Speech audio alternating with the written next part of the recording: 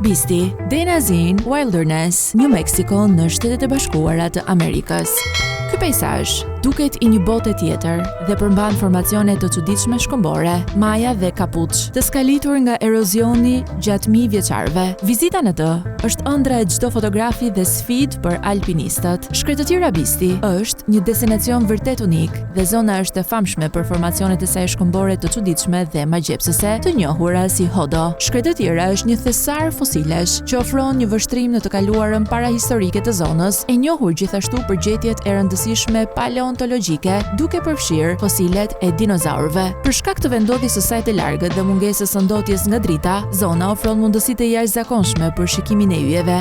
Për shkak se nuk ka shtigje të shënuara, është thelbësore të jeni të pajisur me GPS, busull dhe harta.